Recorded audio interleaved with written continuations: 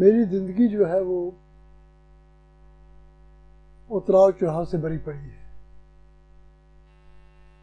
میری پیدائش جو ہے وہ ادھمپور میں ہوئی 1945 اپریل میں، لیکن شاید یہ درست تاریخ نہیں ہے پیدائش کی. اس زمانے میں جو ماں باپ کہتے تھے، پرٹیکولرلی میری ماں نے جب اسکول بھیجا مجھے ایڈمیشن کے لیے، تو اس وقت جو اسے لگا پھر فلاں اس وقت تہوار ہوا تھا، اس دن تم پیدا ہوئے تھے، تو اسی حساب سے انہوں نے 1 اپریل 1945 کو میری تاریخ پیدائش لکھ دی. جبکہ میرے والد محترم جو تھے وہ ہیڈ ماسٹر تھے گورنمنٹ ہائی اسکول کے اور گریجویٹ تھے پورے. انہوں نے تو سب بچوں کا جو پیدائش وغیرہ لکھ کے رکھی تھی، بلکہ پورے خاندان کا شجرہ بنا کے رکھا تھا.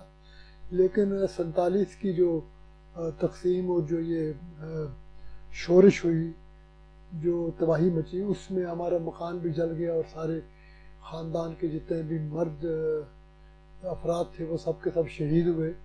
تو اسی مکان میں ہی وہ سب کچھ جل گیا. لائبریری جو تھی میرے باپ کی 2-2.5 ہزار کتابوں کی، وہ بھی جل گئی. تو میرے چچا، جو دونوں چچا تھے، ایک بھی ٹیچر تھے اور دوسرے نے گریجویشن ابھی کی ہی تھی، تو نوکری کی تلاش میں تھے. لیکن اتنے میں یہ جو فسادات شروع ہوئے، تو ان فسادات میں جو سب سے زیادہ جو اثر ہوا وہ ریاسی اور ادھمپور میں ہوا. ہماری جو فیملی تھی 47 میں ہم لوگ جب لٹے پٹے تو بڑی دیر جنگلوں میں رہے. پھر جب برآمد یعنی حالات تھوڑے بہتر ہوئے، شیخ صاحب نے ایز ایڈمنسٹریٹر چارج لیا، تو پھر وہ تلاش کرنے لگے کہ جو مسلم لوگ ہیں وہ کہاں کہاں چھپے ہیں، ان کو نکالا. پھر ان کو ریفوجی کیمپوں میں رکھا. ہم لوگ بھی ریفوجی کیمپوں میں رہے اور کچھ دیر تو جموں میں رہے. پھر اس کے بعد انہوں نے ہمیں کشمیر بھیج دیا. کشمیر میں جہاں آج یہ سیکٹریٹ ہے، اس کے ساتھ میں نیلم سنیما ہوا کرتا تھا. شاید نام تو آج بھی وہاں نیلم سنیما کا ہوگا، لیکن وہ اس زمانے میں ہم لوگوں کا کیمپ بنا، جہاں جموں کے جو اجڑے ہوئے مسلمان تھے، جو وہ بیوہ عورتیں تھیں، ان کے جو یتیم بچے تھے، ان کے لیے وہ کیمپ بنایا گیا. پھر جب حالات اس سے بہتر ہوئے تو لوگ واپس چلے گئے، ہم بھی جموں واپس چلے گئے. تو وہ جو بچپن کی جو میرے محرومیاں تھیں، جو یتیمی کی مار تھی، جو بے کسی تھی، تو ان حالات میں ماں نے بڑی مشکل سے پالا ہم لوگوں کو. تو سب سے پہلے میری بڑی بہن نے میٹرک کیا تو وہ ٹیچر لگ گئی. اب ہمشیرہ، اس کے بعد ہمشیرہ کی شادی ہو گئی، تو وہ تو اپنے کشمیری فیملی میں شادی ہوئی، وہ وہاں چلی گئی. تب تک میں بھی میٹرک کر چکا تھا، تو میں بھی ملازم ہو گیا تھا. تو اللہ کے فضل و کرم سے گھر بار اچھا چلنے لگا. تو جیسا میں نے آپ سے کہا کہ لکھنے کا شوق یا پڑھنے کا شوق مجھے شروع میں تھا. تو جب میں ملازم ہوا تو اس وقت ہمارے محکمے میں، جسے آج رورل ڈیولپمنٹ کہتے ہیں، ان دنوں محکمہ دیاستدار کہا جاتا تھا. اس میں جب مجھے وہاں پہلے اسسٹنٹ ایڈیٹر کے پوسٹ پہ لگایا گیا، تو میرے وقت میں وہاں جو پہلا ایڈیٹر تھا وہ محمد امین بخش تھا، اور جو دوسرا ایڈیٹر تھا وہ تھا عشرت کشمیری، اور جو تیسرا ایڈیٹر آیا وہاں وہ نور شاہ آیا. تو مجھے ان 3 لوگوں کے ساتھ ایز اسسٹنٹ ایڈیٹر کام کرنے کا موقع ملا. تو نور شاہ صاحب جو تھے، عشرت کشمیری بھی وہ یعنی شاعری کرتے تھے، اور ان کو شاعری کے ساتھ ساتھ انہوں نے کشتواڑ کی ہسٹری بھی لکھی ہے، نثر نگار بھی تھے. بعد میں ان کو صادق صاحب کے وقت میں انہوں نے ٹکٹ دے دیے ایم ایل اے شپ کی، تو انہوں نے وہ یعنی والنٹری ریٹائرمنٹ لی. تو پھر نور شاہ صاحب آ گئے اس کی جگہ پہ. تو پھر میرا اور نور شاہ کا ساتھ جو بہت دیر تک رہا. تو چونکہ نور شاہ اس زمانے میں یعنی ایک اسٹیبلشڈ شارٹ اسٹوری رائٹر تھا. ان دنوں وہ 20ویں صدی میں اکثر چھپتا تھا، شمع میں بھی چھپتا تھا، ربی میں چھپتا تھا، شاعر وغیرہ میں چھپتا تھا. تو وہ جو افسانے آتے تھے مجھے پڑھنے کو دیتا تھا، میں پڑھتا تھا. تو مجھے وہ ایک تحریک جو تھی نا وہ ملی مجھے اس سے. تو میں بھی ایک افسانہ ایک دن لکھ کے اس کے پاس لے گیا. نور شاہ نے ذرا دیکھا سنا تو ایک آدھ جملہ اس نے آگے پیچھے کر کے، تو پہلا افسانہ میرا جو تھا وہ نور شاہ صاحب نے ہی چھاپا دیاں سودار میگزین میں، اکتوبر 1969 کی میگزین ہے وہ، جو اکتوبر نومبر دوماہی نکلتا تھا وہ، تو اکتوبر نومبر 1969 کی میگزین میں 69 میں وہ میرا افسانہ چھپا، اس کا عنوان تھا گھر کی جنت۔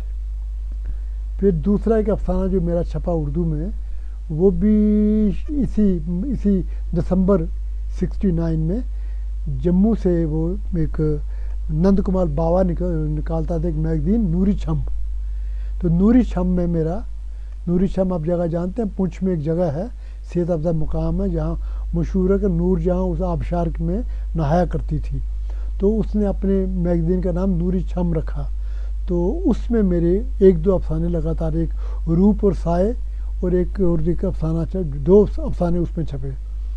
پھر اس کے بعد ایک میں نے ایک افسانہ لکھا، اور وہ جو افسانہ تھا وہ سمجھ لیجیے میری جو، میں بچپن سے بڑا شرارتی اور کہہ لیجیے بڑا بدلہ سنج اور لطیفے باز اور کھلنڈرا قسم کا جوان تھا میں، تو میں نے ایک افسانہ لکھا شمع ہر رنگ میں جلتی ہے۔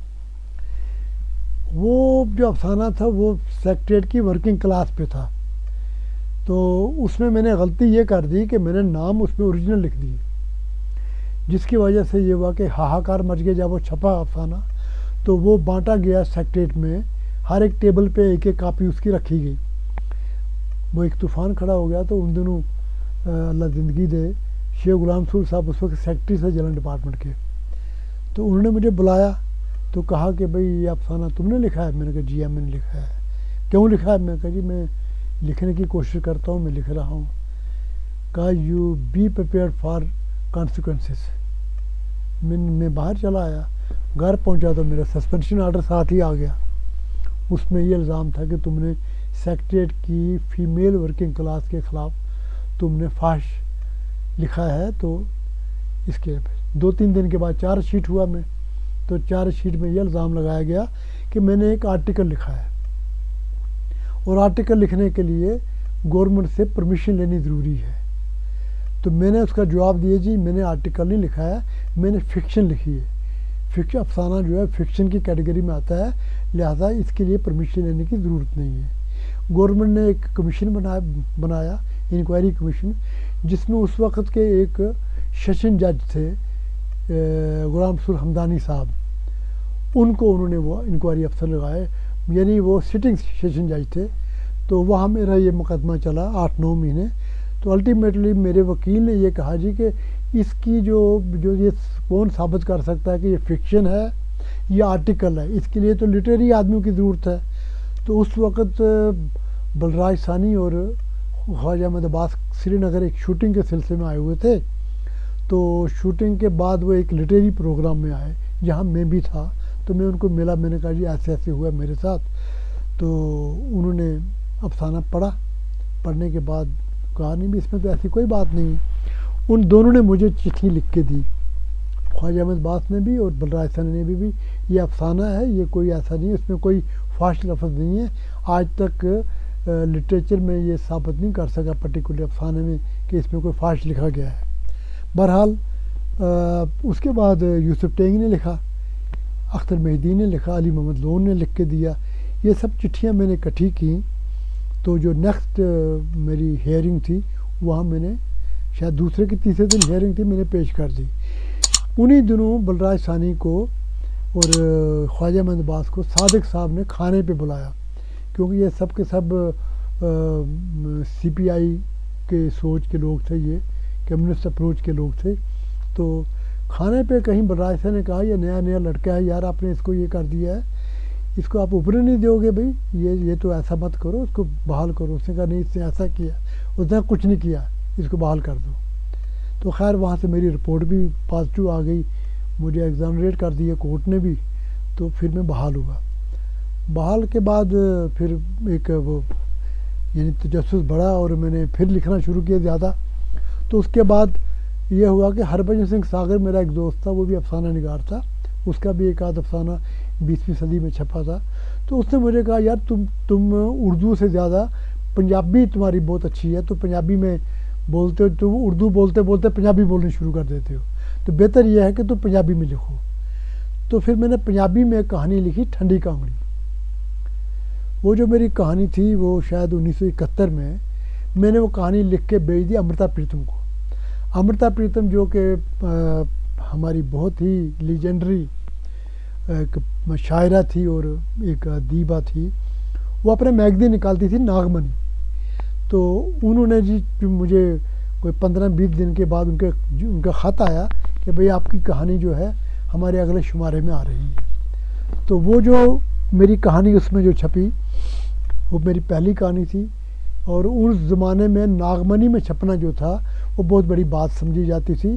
نئے ادیبوں کے پاؤں زمین پہ نہیں لگتے تھے, وہ ہوا میں اڑتے تھے کہ ہم ناگمنی میں چھپے ہیں. تو اسی کہانی کو پاکستان میں ایک شاعر تھے اور میگزین نکالتے تھے کونج, ان کا نام تھا احمد سلیم. اس نے یہی کہانی جو ہے ناگمنی سے اٹھا کے اس کا یعنی ٹرانسکرائب کر کے اس کا اسکرپٹ چینج کر کے, کہانی پنجابی میں ہے لیکن نستعلیق میں شاہمکھی میں انہوں نے چھاپا پاکستان میں کونج میں 1972 میں. پھر وہاں سے میرا سلسلہ شروع ہوا کہ جو کہانی میں یہاں چھاپتا تھا پنجابی میں, وہی کہانی میری پاکستان میں بھی چھپ جاتی تھی میگزین میں. تقریباً 100 کے قریب کہانیاں میری پاکستان میں چھپی ہیں ابھی تک, اور کوئی تقریباً 125-150 کے قریب یہاں چھپی ہیں ہمارے پنجاب میں. تو یہ پاکستان کی شاید ہی کوئی میگزین پنجابی کی ایسی ہو جس میں, یا اخبار جس میں میں نہ چھپا ہوں. اور ہندوستان میں میری پنجابی کی تقریباً سبھی میگزین میں میری کہانیاں چھپی. اس کے ساتھ ساتھ اردو میں بھی میں نے لکھنا چالو رکھا, یعنی جو کہانی پنجابی میں بہت زیادہ جسے پسند کیا جاتا تھا اس کو پھر میں اردو میں ڈالتا تھا, یا کوئی جو اردو میں ڈائریکٹ لکھتا تھا پھر اس کو میں ٹرانسلیٹ کر لیتا تھا پنجابی میں. چنانچہ میری ایک کہانی جو تھی ایک بلا عنوان کے عنوان سے فروری 1980 کے شمارے میں, شمع کے شمارے میں بلا عنوان کے طور پہ چھپی. تو پنجابی میں وہ جو کہانی تھی اس کا نام تھا انصاف. تو اس میں وہ چھپی وہ کہانی. تو آپ نے ایک فلم دیکھی ہوگی انصاف کا ترازو, جو بی آر چوپڑا نے بنائی تھی. وہ بی آر چوپڑا نے 83 میں بنی تھی اس کی کہانی. میری کہانی جو اس سے پہلے چھپ چکی تھی, مواد دونوں کا لگ بھگ ملتا جلتا تھا. میری کہانی پہلے چھپ گئی تھی, لہذا میں یہ بات کہہ سکتا ہوں کہ بھئی شاید وہ متاثر ہوا ہو اس فلم کو لکھنے کے جو انہوں نے بنائی, اس کا جو ادیب ہے جس نے وہ لکھا ہو. تو کیونکہ میری کہانی 2 سال پہلے چھپی تھی اردو میں بھی اور پنجابی میں بھی. پھر اس کے بعد ایسا ہوا کہ میری ایک کہانی جو ہے گوری فصل کے سوداگر, وہ شب خون میں چھپی, شمس رحمان فاروقی نے چھاپی. اس میں پہلی بار جاوید اختر جو آج کا بہت بڑا فلم لیرکس ہے, شاعر ہے, فلمی شاعر ہے جو, تو اس میں پہلی بار وہ بھی چھپا, میں بھی چھپا, اور ہمارے جموں کشمیر سے مسعود سامو چھپا. مسعود سامو کی رباعیاں اس میں چھپی. تو باقاعدہ جو بکس میں اس نے میرے لیے لکھا یہ پنجابی کا ادیب ہے, اس کی کہانی ہم اردو میں دے رہے ہیں. تو شب خون میں میری اس کے بعد ایک کہانی اور چھپی ہے. پھر اس کے بعد شمع میں میری کہانی چھپی, جیسا میں نے کہا آپ کو, روبی میں چھپی, شاعر میں چھپی. اچھا, ایک میگزین اوراق نکلتا تھا اس میں چھپی. ایک میگزین نکلتا تھا جی علی گڑھ سے الفاظ, اس میں چھپی. پھر ایک کمار پاشی ایک میگزین نکالتے تھے, انہوں نے مجھے چھاپا اردو میں. کوئی 30-40 کے ادب لطیف پاکستان میں چھپتا ہے لاہور میں, اس میں چھپی. کچھ 40 کے قریب افسانے جو میرے اردو میں بھی چھپے. تو اور اچھی خاصی میں, جیسے یہاں میں آپ ایک افسانے کا ذکر کروں کہ کیسے اللہ تعالیٰ یعنی جس کو یہ بخشنا ہو علم کی دولت سے, زیور سے, تو وہ کیسے سبب پیدا کرتا ہے, کیسے اسباب پیدا ہوتے ہیں.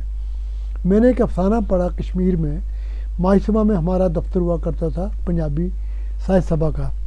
تو وہاں میں نے ایک افسانہ پڑھا بیڈے دی لنکا. بیڈا ایک نک نیم ہے غلام محمد کا جی، شارٹ اس کا جو ہے بیڈا بیڈا کہتے تھے، کوچوان تھا وہ. تو میرا ہمسایہ تھا، اس پہ میں نے ایک افسانہ لکھا بیڈے دی لنکا. وہ میں نے وہاں پڑھا تو میرے پنجابی بھائیوں نے اس کی دھجیاں اڑا دی افسانے کی، یہ کیا ہے، فضول ہے، یہ ہے وہ ہے. تو قدرتی اس محفل کی جو صدارت کر رہے تھے وہ علی سردار جعفری کر رہے تھے، جو کشمیر میں اس وقت آئے تھے، اسٹیٹ گیسٹ تھے. تو سنوار میں جو اسٹیٹ گیسٹ ہے ہمارا، تو وہاں گیسٹ ہاؤس میں رہے تھے وہ. تو انہوں نے کہا بھائی ہمیں تو افسانہ بہت اچھا لگا، تو اگر یہ اس کو اردو میں کر دیں تو ہم گفتگو میں چھاپیں گے. جب وہاں سے مجھے نہیں پتہ یہ گفتگو کیا ہے، بعد میں کسی نے کہا گفتگو اس کی میگزین ہے جو یہ نکالتا ہے. جب میں باہر نکلا تو میں نے کہا جی آپ کا بہت بہت شکریہ میری حوصلہ افزائی کرنے کے لیے. انہوں نے کہا نہیں برخوردار، ہمیں جو چیز اچھی لگے مانگ لیا کرتے ہیں، اگر آپ یہ آج شام کو کر سکتے ہو اس کی ٹرانسلیشن مجھے صبح دے دو، کل میری دوپہر کی فلائٹ ہے. جناب میں خوشی سے اچھلا، گھر آیا تو میں نے جناب اس کو ٹرانسلیٹ کیا اردو میں، بیڈے کی لنکا کو بیڈے دی کو کی کر دیا، بیڈے کی لنکا عنوان وہی رکھا. تو وہ میں نے رات کے 2-2:30 بجے تک میں نے اس کو ٹرانسلیٹ کیا. اس کے بعد اس زمانے میں کاربن ہوتا تھا، کاربن رکھ کے پھر اس کو میں نے فیئر کیا. 5-5:30 بجے میں فیئر کر کے فارغ ہوا، نہایا، سائیکل نکالا تو پہنچا میں سنوار. تو کوئی 7:30 بجے کے قریب میں سنوار پہنچا. آگے وہ بیڈ ٹی پی رہے تھے، تو میں نے ناک کیا تو انہوں نے اندر بلا لیا. تو میں نے وہ دیا ان کا افسانہ. تو جب میں جانے لگا نہیں اب ناشتہ کر کے جاؤ میرے ساتھ، پھر ناشتہ ان کے ساتھ کیا. 2 مہینے کے بعد جناب، یعنی 79 اکتوبر 79 جو اس کا ہے شمارہ گفتگو کا، اس میں میرا یہ افسانہ آیا بیڈے کی لنکا کے نام سے. اسی افسانے کو فروری 1980 کی السٹریٹ ویکلی میں انگریزی میں ٹرانسلیٹ اس کا کیا گیا، اور ٹرانسلیٹر جو تھے وہ خوشونت سنگھ تھے. خوشونت سنگھ صاحب نے اس کو انگریزی میں ٹرانسلیٹ کیا، اور مطلب اس میں جو لاسٹ میں انہوں نے لکھا کٹسی گفتگو، یعنی انہوں نے اردو سے لیا. اوریجنل افسانہ پنجابی کا تھا، میں نے ہی اس کو اردو میں ٹرانسلیٹ کیا، گفتگو میں چھپا، اور گفتگو سے جس خوشونت سنگھ صاحب نے اسے السٹریٹ ویکلی میں چھاپا. ان دنوں السٹریٹ ویکلی میں قرۃ حیدر جو تھیں وہ چیف اسسٹنٹ ایڈیٹر تھیں اس زمانے میں، پاکستان چھوڑ کے واپس آ گئی تھیں تو یہاں تھیں وہ ان دنوں میں. تو بہرحال وہ چیزیں ہیں جس نے مجھے لکھنے کے لیے ایک حوصلہ افزائی میری کی، تحریک بخشی کہ مجھے اور لکھنا چاہیے. اور جو میرے نقطہ چین تھے، جو کہتے بھائی کیا ہے یہ ہے وہ ہے، وہ جو نقطہ چینی تھی وہ مجھے اور میرا عزم بڑھتا تھا. میں زیادہ اس میں کیا بھئی یہ میں اس سے بھی آگے کر کے دکھاؤں، لیکن ان کے ساتھ میں کبھی الجھا نہیں. جس نے بھی میری نقطہ چینی کی میں نے سن لیا، اگر اس نے کوئی اچھی کنسٹرکٹیو کرٹیسزم کیا تو میں نے اس کو اپنایا، اس کو میں نے مانا، اور میں نے اس میں چینجز کی. مجھے یاد ہے میری ایک کہانی ہے بابا ٹکی، اردو میں بھی ہے، وہ میری ایک جو کتاب ہے اردو میں اشتہاروں والی حویلی، اس میں وہ کہانی ہے.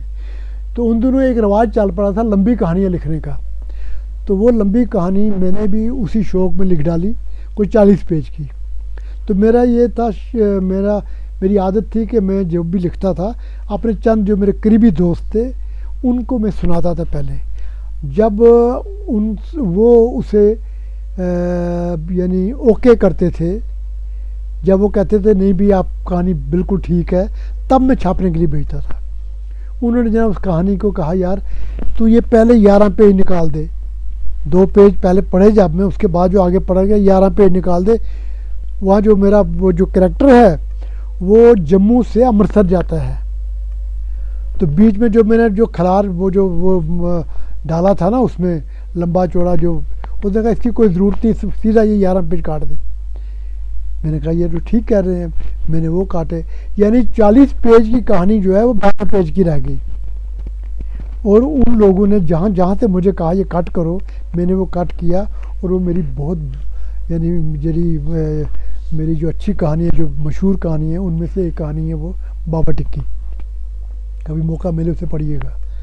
کہنے سے مراد یہ ہے کہ جو آپ کے اچھے دوست ہیں، جو کنسٹرکٹیو کرٹیسزم کرتے ہیں، معیاری اور تعمیری جو تنقید آپ کو کرتے ہیں، وہ آپ کو بناتے ہیں، وہ آپ کو بگاڑتے نہیں.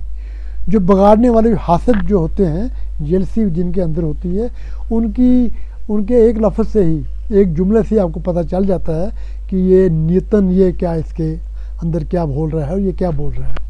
تو مجھے اللہ تعالیٰ کے فضل کرم سے میرے جو بھی نقاد ملے وہ بہت اچھے ملے، جنہوں نے مجھے سنوارا، مجھے بنایا اور مجھے وقت پہ میری رہنمائی کی، بتایا. اور انسان آخر تک سیکھتا ہے. میں ابھی دو تین سال پہلے میری ایک کہانی تھی، زندہ آنکھوں کی داستان.